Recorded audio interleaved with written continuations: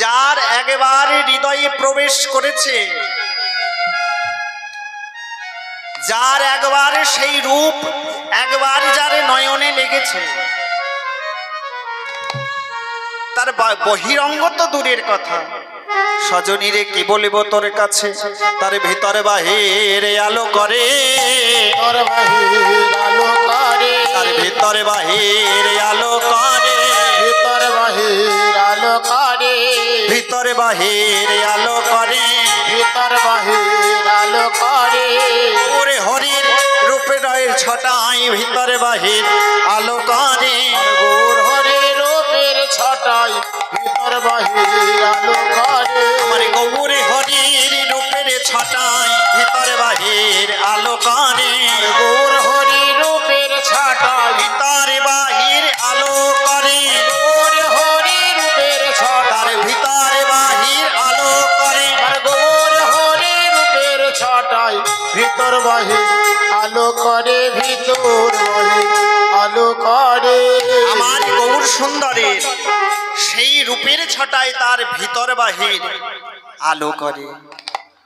সজনীরে সেই গৌর রূপের সঙ্গে ইহ জগতে অরুণের তুলনা আর হলো না। আমার এ গোরা রূপের যাই বলি হারি, আমার গোরা রূপে জয় বলি, আমার এ গোরা রূপে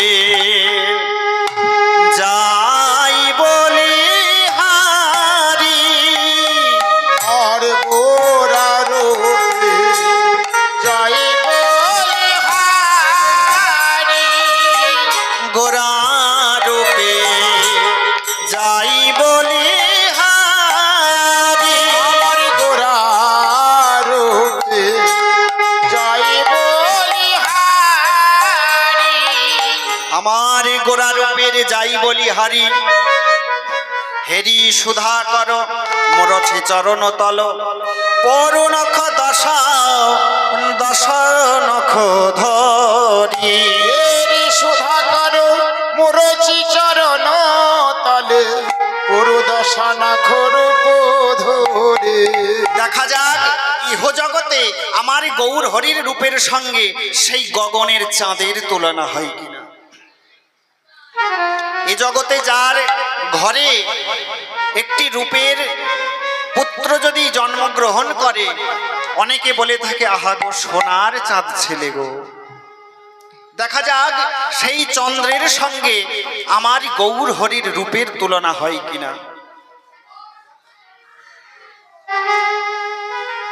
সজনীরে তুই তো সেই রূপের সঙ্গে তুলনা করলি, তুই কি জানিস না সেই গগনের চাঁদ তার লয় আছে, ক্ষয় আছে, বৃদ্ধি আছে, অমা আছে, নিশি আছে। শুধু তাই নয়, এই গগনের চাঁদেও কলঙ্ক আছে, কিন্তু আমার গৌর চাঁদ, এই ত্রিভুবনে আমার গৌর চাঁদ সে যে অকলঙ্ক পূর্ণিমার চাঁদ, কলঙ্ক পূর্ণিমার চাঁদ, যে অকলঙ্ক পূর্ণিমার চাঁদ, কলঙ্ক পূর্ণিমার চাঁদ। ওই গগনে ছেড়ে ভূতলে এলো অকলঙ্ক পূর্ণিমার চাঁদ, সে যে গগন ছেড়ে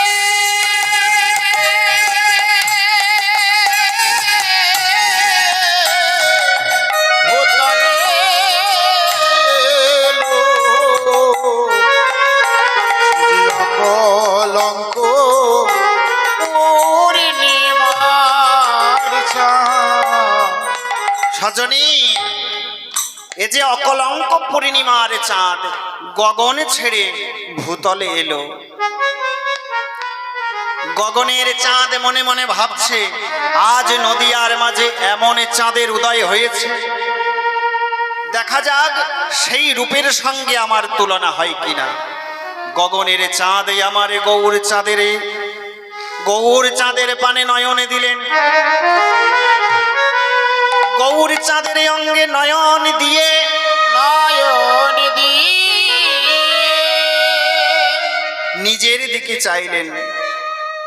আহারে, আজ নদিয়ার মাঝে এমন একজন চাঁদের উদয় হয়েছে,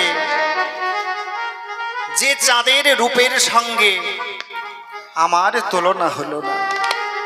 তাই আমি এ জীবন আর রাখিব না, আমি এ জীবন আর রাখিব না। আমি কি করব জানো? আমি আত্মহত্যা করিব, আমি আত্মহত্যা করিব। আত্মহত্যা করিব, সেই রূপের প্রতি নয়ন দিয়ে আত্মহত্যা করিব, আমি রূপের প্রতি নয়ন দিয়ে আত্মহত্যা করিব, সেই রূপের প্রতি নয়ন দিয়ে আমি আত্মহত্যা করব।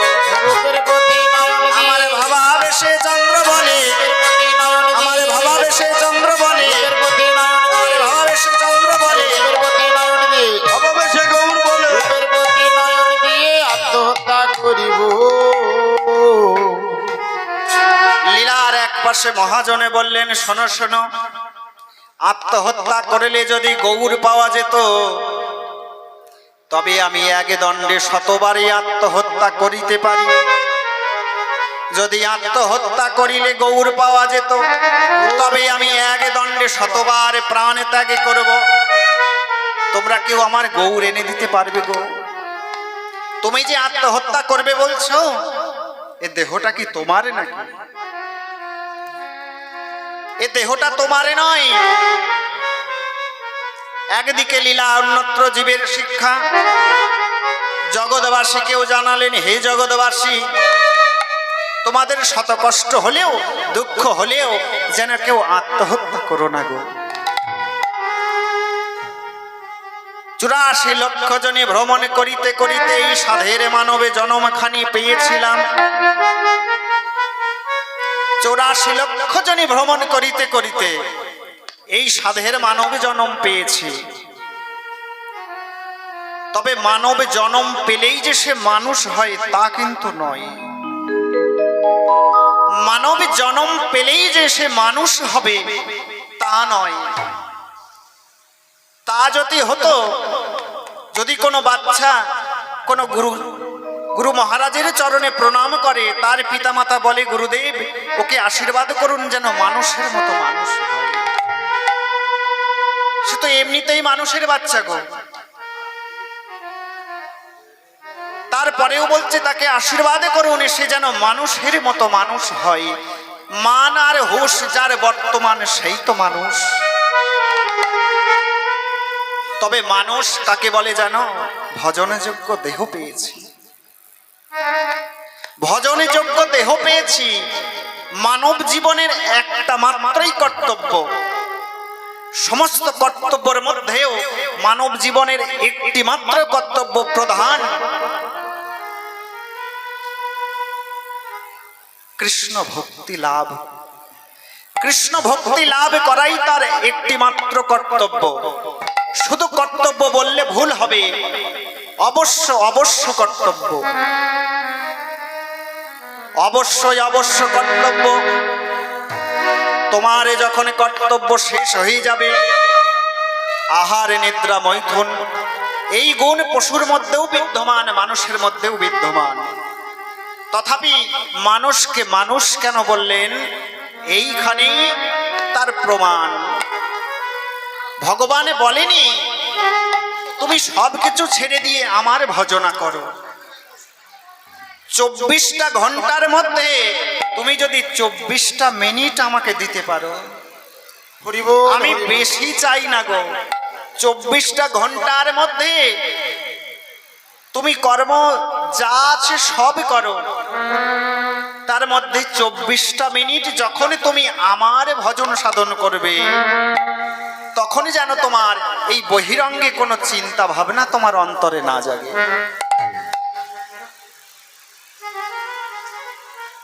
দেখো না কি হয়, এই 24টা মিনিট যদি কেউ আমার গোবিন্দ চরণে দিতে পারে, তার জীবনে আমূল পরিবর্তন এসে যাবে। কি হবে গো? এই জগতে আমার করে সারা জীবন ঘুরলাম, সারা জীবন আমারই করেছি, ধরে কি কিছু রাখতে পেরেছি? তোমার টাকা আছে, পয়সা আছে, অর্থ আছে, সব মেনে নিলাম। তবু যদি আপনাকে জিজ্ঞাসা করি, মাগো আপনি কেমন আছেন? আপনার তো সবই আছে, ভালো থাকা দরকার। না বাবা, ভালো নেই। কেন ভালো নেই? কিসে তুমি ভালো থাকতে তার সন্ধান তুমি কোনোদিন করনি। কিসে যে তুমি ভালো থাকতে তার সন্ধান তুমি কোনোদিন করনি গো।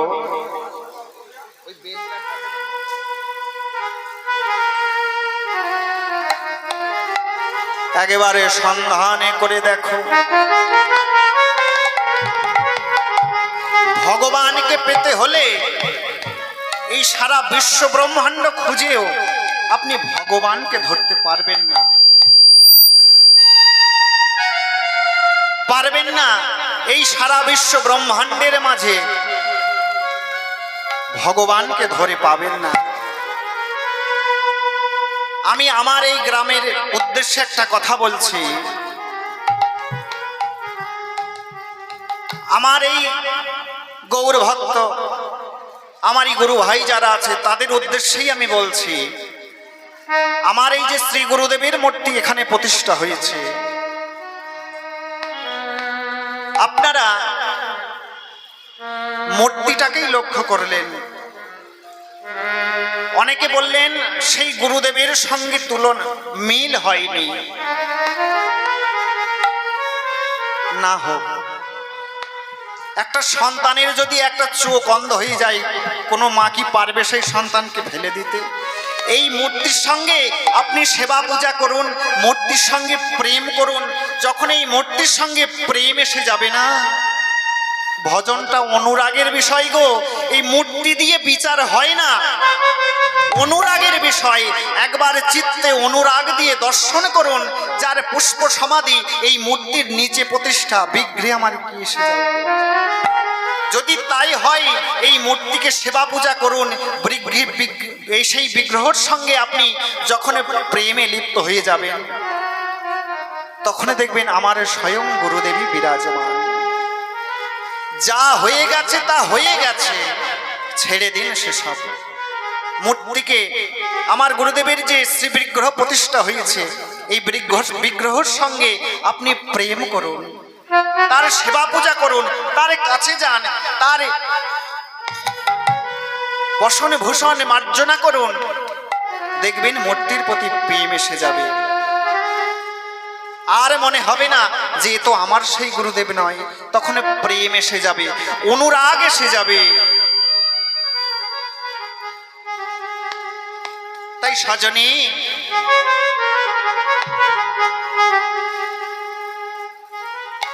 অনেক ভাগ্যেই মানব জন্ম পেয়েছে। হেলায় হারিও না, আত্মহত্যা করো না। এই জীবনখানি পেয়েছো, গৌর গোবিন্দের চরণে সঁপে দাও। সবই মন কৃষ্ণ পদারবিন্দয় বাচং শিবৈকুণ্ঠ গুণানবর্ণনে। যদি তোমার এই মন প্রাণে একবার সেই গৌর গোবিন্দের চরণে সঁপে দিতে পারো, হরি বল হরি বল, সবই মন কৃষ্ণ। তোমার মনে প্রাণে যা কিছু আছে সবকিছু শ্রীপাদ পদ্মে সঁপে দাও। কথা যদি বলতেই হয় বা চংসী বৈকুণ্ঠ গুণানবর্ণনে, কথা যদি বলতেই হয় একমাত্র কৃষ্ণ কথা। জগতে অনেক কথা কত বলেছি, কত কুকথা বলেছি। যে কথা বললে আমার লাভ হতো সেই কথা আমি একবারের জন্যেও বলি না। করো হরির মন্দিরে মার্জনাদিষু। ভগবানের কৃপায় এই সুন্দর ভজনে যোগ্য দেহ পেয়েছি, দুটি হাত পেয়েছিলাম, কি কাজে লাগলো গো? এ যে আমার করে বসে আছি, হাত আমার। কালে যদি এই হাতটা আমার কথা না শোনে, প্যারালাইসিস যদি আমার হয়ে যায়, হাতটা কি আমার কথা শুনবে? এই হাতটা যদি আমারই হতো তবে আমার কথা শুনতো। আমার করোনা, আমার বলতে জগতে কিছুই নাই গো।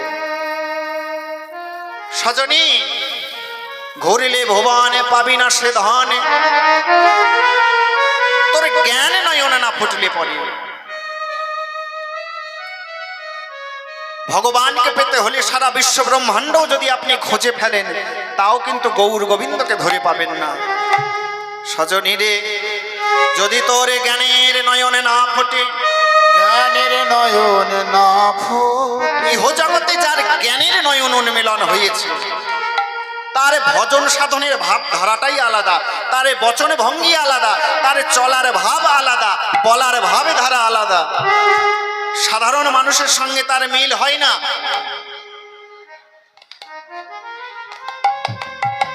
সাধারণ মানুষের সঙ্গে তার মিল নাই। কত কিছুই তো বললাম। ভগবানের কৃপায় দুটি হাত পেয়েছি, লাগিয়ে দাও না গোবিন্দ সেবা। কি ক্ষতি হবে তোমার? একটুখানি গোবিন্দের জন্য সকালে পুষ্প, একটু তুলসী চয়ন করো, গোবিন্দ সেবায় তুলসী দান করো, এই হাতের সার্থকতা হবে। করো হরির মন্দির মার্জনা দিশু, হরির মন্দির মার্জনা করো, কৃপা লাভ হবে। আস্তে আস্তে হবে, বিন্দু বিন্দু হতে হতে তোমার ভক্তির বিন্দু বিন্দু ভক্তি যখন তোমার সেই কলসি পূর্ণ হবে, আর কোথাও ছুটতে হবে না গো, আর কোথাও ছুটতে হবে না। মহাজনে বললেন, ঘুরলে ভুবনে পাবি না সে ধন, তোর জ্ঞান নয়ন না ফুটলে পরে। হবি আছে গাভীর দেহে, গাভী কি তা জানতে পারে। দেখো দেখো নাবির গন্ধে আকুল প্রাণ, মৃগ কি তারে জানে সন্ধান। যে মৃগনাভি কস্তুরী, এই মৃগনাভি কস্তুরী যখনই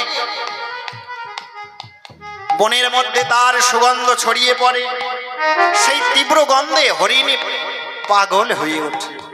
এই তীব্র গন্ধ আসছে কোথা থেকে? এই গন্ধের অন্বেষণ করিতে করিতে সারা জঙ্গলে খুঁজে বেড়ায়, কিন্তু সে নিজেই জানে না এই তীব্র গন্ধ তার নাভি থেকে বেরোচ্ছে। তদ্রূপ ভগবানকে খুঁজতে হলে সারা বিশ্ব ব্রহ্মাণ্ড মরতি কিছুতেই পাবেন না। একবার হৃদয় মন্দিরটা খুঁজে দেখুন, এই হৃদয় মন্দিরটা খুঁজে দেখুন। জ্ঞানের নয়নে যেদিন উর্মিলন করে দেবে, সেই জ্ঞানের নয়নটি উর্মিলন করতে পারে কে যেন? একমাত্র দয়াল শ্রী গুরুদেব। তার জ্ঞানঞ্জ শলাকা দিয়ে যেদিন তোমার সেই জ্ঞানের চক্ষু উর্মিলন করে দেবে, সেদিনে তুমি হৃদয়ে মাঝে কৃষ্ণ পাবে। হৃদয় মাঝে হরিবল হরিবল, হৃদয়ে মাঝে কৃষ্ণ পাবে, হৃদয় মাঝে কৃষ্ণ পাবে। জ্ঞানের নয়ন ফুটলে পারে, হৃদয়ে মাঝে কৃষ্ণ পাবে। জ্ঞানের নয়ন ফুটলে পারে, হৃদয় মাঝে কৃষ্ণ পাবে।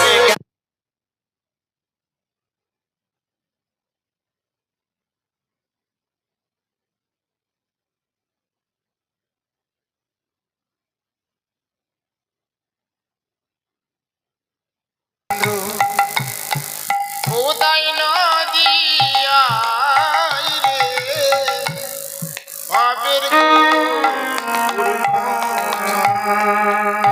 জয় নিতাই। তাহলে সেই গগনের চন্দ্রের সঙ্গে তুলনা হলো না। গগনে চন্দ্র মনে মনে ভাবলেনি আমি আত্মহত্যা করব। মহাজনে বললেন, শোনো শোনো, আত্মহত্যা করলে গৌর পাওয়া যায় না, তুমি এক কাজ করো, আশ্রয় গ্রহণ করো।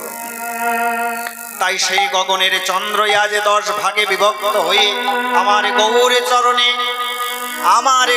চরণে আজ 10 ভাগে বিভক্ত হয়ে আজ গৌর চরণে নখচন্দ্র হয়ে ঝরে পড়লেন। গৌর চরণে এসে আশ্রয় নিলেন। জগতে যিনি বর্তমানে জগতে যে মূল্যবান ধাতু, দেখা যাক সেই মূল্যবান ধাতুর সঙ্গে আমার গৌর সুন্দরের তুলনা হয় কিনা। আর সুবরণ বরণ হেরি নিজ কুবরণ, সুবরণ বরণ হেরি নিজ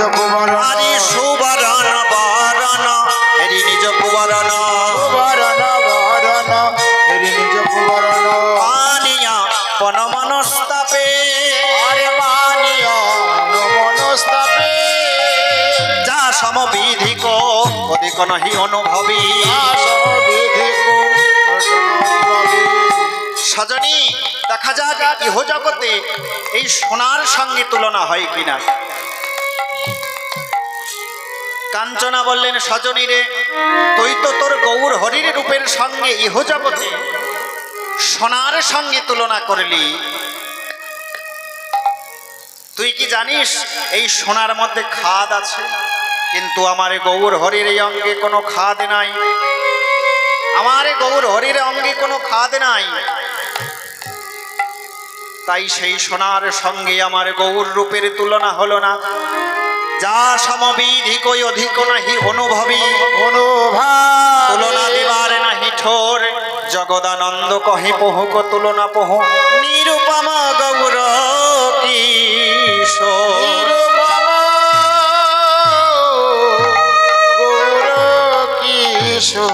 তোমরা তুলনা